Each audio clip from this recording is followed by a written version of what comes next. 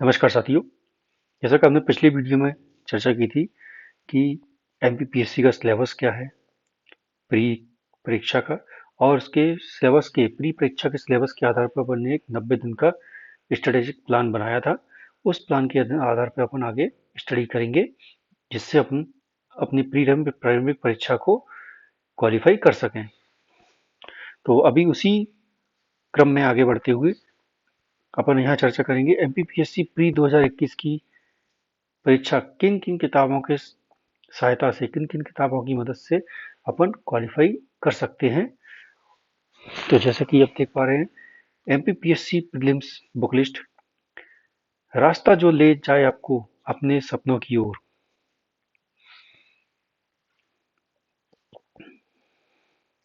सबसे पहला बिंदु, जैसा कि अपन ने पिछली वीडियो में भी चर्चा किया था, कि सबसे पहला बिंदु होता है सिलेबस। किसी भी परीक्षा का एक माध्यम माना जाता है सिलेबस। उस सिलेबस के आधार पर ही अपन आगे की प्रक्रिया तय करते हैं, आगे की अपनी स्ट्रेटजी बनाते हैं, आगे का प्लान बनाते हैं कि कैसे हम इस परीक्षा को क्रैक करें। तो सबसे पहला पॉइंट रहता है उसका परीक्षा का सिलेबस। दूसरा बिंदु रहता है कि उसमें विगत वर्षों में जो पीछे गए प्रश्न हैं उनका प्रकार क्या है, किस तरीके से पूछे गए हैं, कहाँ कहाँ किस किस बिंदु से ज्यादा प्रश्न पूछे गए हैं। उन सभी बिंदुओं को प्रीवियस ईयर क्वेश्चन पेपर से अपन एक नोटिस कर सकते हैं कि यहाँ पे अपने को ज्यादा फोकस करना है, कि किस किस टॉपिक पे अपने को ज्यादा फोकस करना है और किस किस पे अपने को कम करना है। तो उस चीज के लिए अपने को पहला अपना बिंदु हुआ सिलेबस। दूसरा अपना प्रीवियस ईयर पेपर को अपन बिल्कुल ही नकार नहीं सकते, क्योंकि उसी के आधार पर अपने को एक अनुमान लगता है कि इस परीक्षा में किस प्रकार के प्रश्न पूछे जाएंगे और कितने किस टॉपिक से कितने ज्यादा प्रश्न पूछने की संभावनाएं रहती हैं। तो अपन इस पर भी करेंगे। और बाकी सबसे पहला, जैसे अपन ने पिछली वीडियो में देखा था, कि इसका मेन जो थीम है मध्य प्रदेश का पेपर है।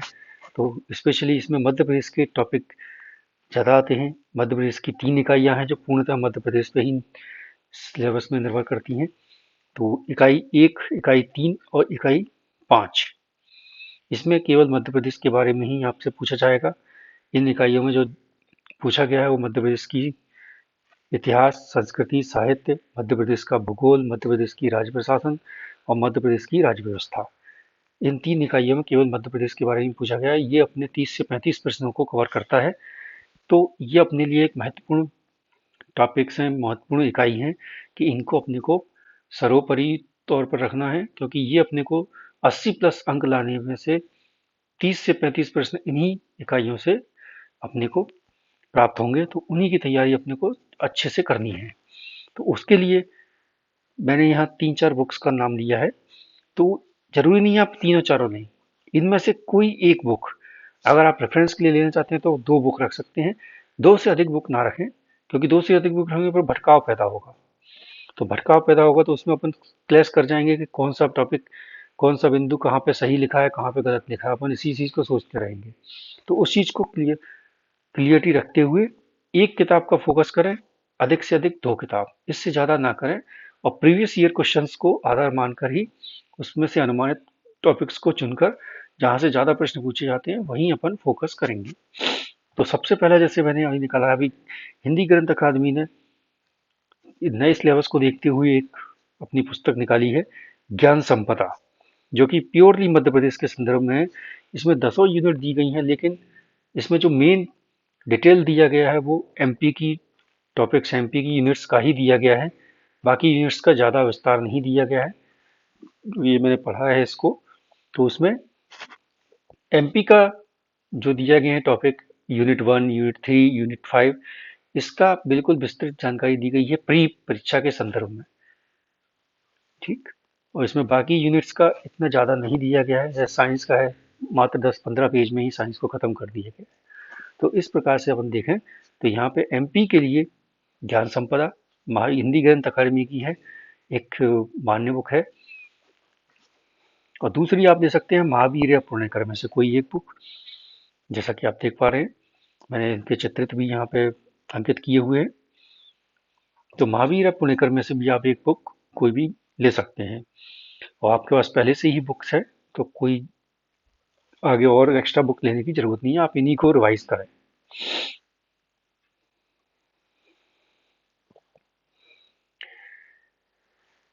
अब दूसरी इकाई के लिए अपन देखें यूनिट 2 के लिए भारत का इतिहास, जिसमें भारत के इतिहास के बारे में पूछा गया है। तो उस संदर्भ में कुछ बुक्स मैंने यहाँ पे देखी हैं। एक अपना लूसेंट, पिछले जो 2020 का पेपर हुआ उसके बाद से सबने यही अधिकतर लोग यही बोल रहे थे कि लूसेंट में से कुछ नहीं आता, लूसेंट में से कुछ नहीं आता। लेकिन हमेशा ध्यान रखना सर, हमेशा ध्यान ये रखें कि जो पुराना होता है वो वही सटीक होता है, क्योंकि वो भी अपने किसी लेवल पे बनाया गया है। तो अपन उसको कभी ना नकारें, कभी ना भूलें। लेकिन लूसेंट अपने ऐसा है कि लूसेंट को अपन भूल गए तो फिर ये समझ लीजिए कि लूसेंट के बिना अपन प्री क्वालिफाई नहीं कर पाएंगे, क्योंकि इसमें क्या है, सभी चीज़ों का निचोड़ दिया गया है। कुछ एनसीईआरटी के टॉपिक्स लिए गए हैं, जनरल सभी बुक्स के टॉपिक्स लिए गए हैं। तो अपन ये नहीं कह सकते कि एक बार इसमें से कम प्रश्न आए तो मतलब ये बेकार हो गई। ऐसा नहीं है, कोई चीज़ कहीं बेकार नहीं होती है। कब कौन सा टॉपिक किस में से आ जाए, कब कौन सा प्रश्न कहाँ से बन जाए, कुछ नहीं कह सकता इस बारे में। तो यहाँ पे जैसे अपने डीपली पढ़ना है, जब मेंस के पर्पज से अपन पढ़ते हैं, तो अपन इसको इकाई 2 को प्री प्लस मेंस के आधार पर लेके चलेंगे। तो वहाँ आप प्राचीन भारत का इतिहास रामशरण शर्मा की आती है। बाकी मध्यकालीन भारत की सतीश चंद्र है, जो कि एनसीईआरटी पुरानी एनसीईआरटी बेस पर बनी हुई है। दूसरी एक प्राचीन एवं मध्यकालीन भारत टीएमएच पब्लिकेशन की है, पूनम दलाल मैडम की। तो वो भी अच्छी बुक है, मेरा स्टडी किया हुआ बुक है। तो अच्छा है, इसमें मटेरियल अच्छा दिया गया है। और बाकी आप देखें लूसेंट तो अपना है ही, जिसमें आप संक्षिप्त तौर पे आपको दिए गए हैं बिंदुवार पॉइंट टू पॉइंट नोट दिए गए हैं। उनको भी आप स्टडी करेंगे तो उनको भी स्टडी करके आप भारत का इतिहास प्री एग्जाम में क्वालिफाई कर सकते हैं, उस प्रश्नों को हल कर सकते हैं। बाकी आधुनिक भारत के इतिहास के लिए एकमात्र रामबाण अपना स्पेक्ट्रम, स्पेक्ट्रम में जो दिया गया है वो आपके प्री और मेंस दोनों में आपको काम करेगा, आपके दोनों परीक्षाओं के लिए कारगर है। अब इसमें जैसे कई बच्चे कहते हैं कि बहुत ज़्यादा बड़ा हो जाता है, अभी आप पढ़ें इसको, क्योंकि अभी अपने पास 90 दिन है। 90 दिन में अपन इसको पढ़ सकते हैं इजीली, आराम से एक या दो बार रीडिंग कर सकते हैं। तो उस एक दो रीडिंग में आपको समझ में आएगा कि इसमें मुझे क्या प्री के लिए पढ़ना है, क्या मेंस के लिए पढ़ना है। बाकी इसमें प्री के लिए, प्री के पॉइंट ऑफ व्यू से देखा तो इसमें पीछे 30 से 40 पेज का एक अपेंडिक्स दी हुई है। उसमें आप 30 से 40 पेज अगर वो भी कर लिए आपने, तो आपका प्री में जो आधुनिक भारत के क्वेश्चन हैं वो भी पूरे बन जाएंगे। बाकी चौथी इकाई अपन देखते हैं यहाँ पे, जो चौथी इकाई है अपनी भारत एवं विश्व का भूगोल। इसके लिए फिर से मैं वही कहूँगा, लूसेंट है अपनी सरल लास्ट स्टडी के लिए, last point last movement study के लिए अपनी लूसेंट रिवीजन के लिए। बाकी अब थ्योरी पढ़ेंगे तो उसमें अपने महेश कुमार वर्मा जी की भूगोल एक समग्र अध्ययन, और ज़्यादा और डीप में पढ़ना है, एक अच्छे लेवल में पढ़ना है तो आपको, आप इनका भी सहारा ले सकते हैं। भारत एवं विश्व का भूगोल माजिद हुसैन साहब की जो टीएमएच की है, वो भी आप एक रेफरेंस के तौर पर ले सकते हैं। बाकी आप महेश वर्णवाल जी की पुस्तक पढ़ेंगे तो आपको प्री मेंस दोनों ही आपका कवर हो जाएगा। बाकी अपन देखते हैं भारत का संविधान, शासन प्रणाली और अर्थव्यवस्था और विज्ञान एवं पर्यावरण। अब इसमें यूनिट 6 और यूनिट 7 के लिए, 6 के लिए एक ही रामबाण इलाज है अपना, भारत की राज्य व्यवस्था, एम लक्ष्मीकांत।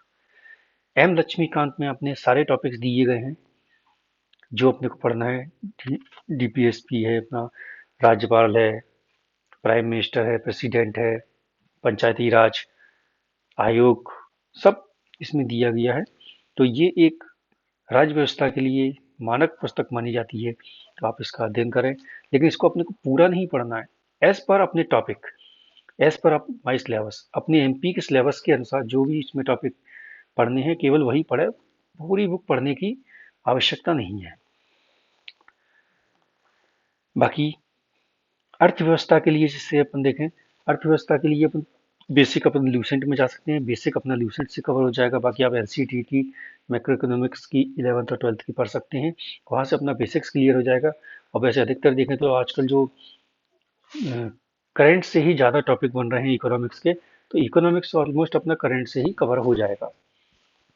और बाकी इकाई 7 में अपन देखें यूनिट 7 में, तो लूसेंट की सामान्य विज्ञान करके एक पुस्तक है जो आपको यहाँ दिख रही है, अंकित है, उसको आप कर लेंगे तो आपका पूरा विज्ञान एवं पर्यावरण वाला पार्ट पूरा हो जाएगा, इकाई यूनिट पूरी हो जाएगी। उसमें विज्ञान, सामान्य विज्ञान आ जाएगा पूरा, और पर्यावरण पारिस्थितिकी अपना बड़ी पब्लिकेशन से कर लेंगे, या फिर इसमें अपन महेश वर्मा जी की भी ले सकते हैं या दृष्टि की भी ले सकते हैं, दृष्टि आईएएस की जो आती हैं। बाकी अर्थव्यवस्था के लिए मैंने आपको बताया करंट से अपन करेंगे इसको कवर।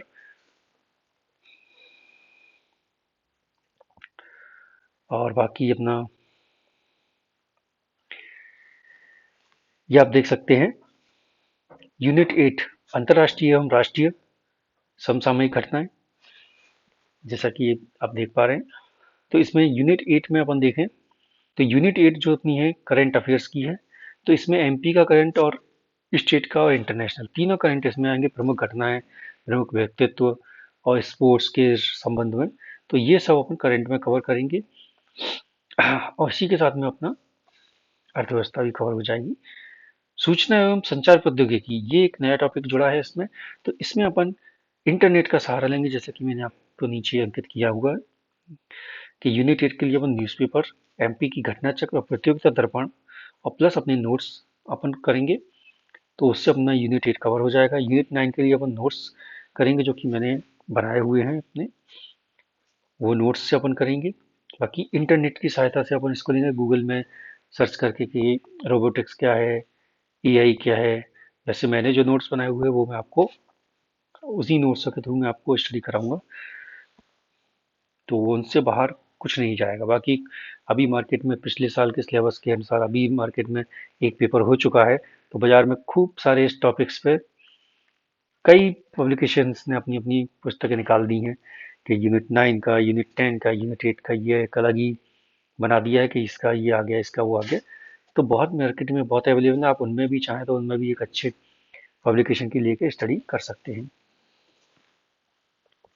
बाकी यूनिट 10 में आप देखें तो इसमें एम लक्ष्मीकांत में जो अपने राष्ट्रीय, प्रादेशिक और राष्ट्रीय संवैधानिक और सांविधिक संस्थाएं दी गई हैं, तो वहाँ आप जाएंगे एम लक्ष्मीकांत में संस्थाएं वाला जो चैप्टर पार्ट पढ़ेंगे, तो उसमें पार्ट्स में संविधान अपनी संस्थाएं लिखी हुई हैं, संवैधानिक और गैर संवैधानिक और सांविधिक संस्थाएं, तो वहाँ से आप इसका बेसिक नॉलेज ले सकते हैं। बाकी अपन करंट से इसका कि अभी वर्तमान में सीईओ कौन है, वर्तमान में इसका चेयरपर्सन कौन है, कौन इसका अध्यक्ष है, ये सब अपन करंट में करते जाएंगे समय समय पर। परीक्षा से पहले भी अपन इसको करेंगे, क्योंकि परीक्षा से पहले इसलिए जरूरी है कि कहीं कोई परिवर्तन तो नहीं होगा, एटलीस्ट 10 अप्रैल तक। जैसा कि मैंने आपको बताया यूनिट 6 में लूसेंट और एनसीईआरटी का अपन ले सकते हैं। तो ये मैंने एक बुक लिस्ट तैयार की थी, जो कि मैंने अपने आधार पर तैयार किया है कि ये बुक लिस्ट जो कि मैं किसी जमाने में मैंने तैयारी की थी इस चीज़ की, तो वो चीज़ है। और अभी जो नए सिलेबस के आधार पर ये एक बेस्ट है। आप इसमें से अगर ये सब कर लेंगे तो मैं नहीं समझता कि प्री आपका रुकेगा। बस मेन फोकस अपने को रखना है कि जो प्रीवियस ईयर पेपर हुआ था उस पर, और बाकी जो मानक बुक्स हैं वो आप स्टडी कर सकते हैं, लेकिन उन बुक्स में भी आप ध्यान रखना कि अपने टॉपिक्स के ऊपर लेके चलना है, टॉपिक को ध्यान में रख के चलना है। अब जैसे इसमें अपन देखें तो यहाँ पे अपने ये 3 इकाइयाँ 30 से 35 क्वेश्चन, 30 से 35 क्वेश्चन अपने को देती हैं ये 3 इकाइयाँ। और बाकी अपन देखें इसमें से इकाई 2 में से अपने मात्र अपन मान के चल सकते हैं इकाई 2 में से अपन 8 से 10 क्वेश्चन, और इकाई 4 में से भी अपन ऐसे ही ले सकते हैं कि 8 में से, इसमें से 8 में से 10 क्वेश्चन ही आएंगे। बाकी ये जो 2 इकाई हैं,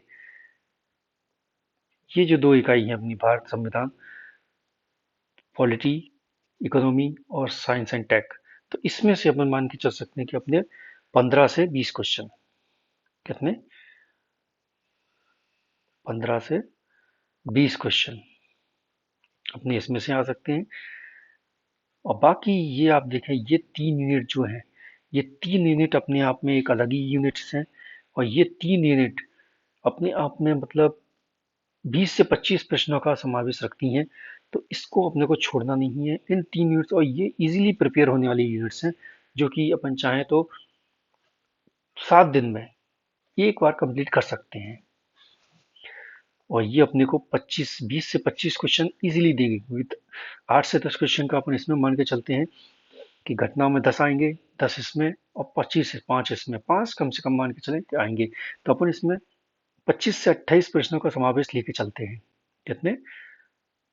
25 से 28 क्वेश्चन इसमें अपन लेके चलेंगे।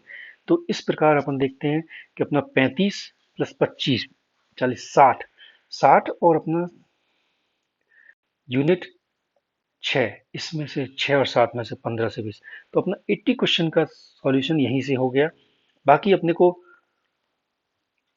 इकाई 4 और इकाई 2 ये प्रोस्पेक्ट से पढ़ना है कि ये मेंस के प्रोस्पेक्ट से, क्योंकि ये पहला पेपर अपना इन्हीं का है कि पहले पेपर में अपने को इतिहास और भूगोल, पार्ट ए में इतिहास, पार्ट बी में भूगोल पढ़ना है। और छठवीं इकाई जो अपनी दी गई है वो अपना पेपर 2 है, इकोनॉमिक्स एंड पॉलिटी। तो उस लेवल पे अपने को करना है तैयारी। तो मैं जहाँ तक समझता हूँ कि अपन इस चीज़ को बिल्कुल अच्छी तरीके से तैयार करेंगे तो अपन प्री इजीली क्वालिफाई हो जाएगा। बाकी मैंने 90 डेज का प्लान आपको पहले ही बता दिया है। तो आशा है कि आप सब इसी प्रकार से तैयारी करेंगे और अपना एक प्री एग्ज़ाम क्वालिफाई करेंगे और मेंस के लिए अपनी तैयारी को सुदृढ़ करेंगे। धन्यवाद।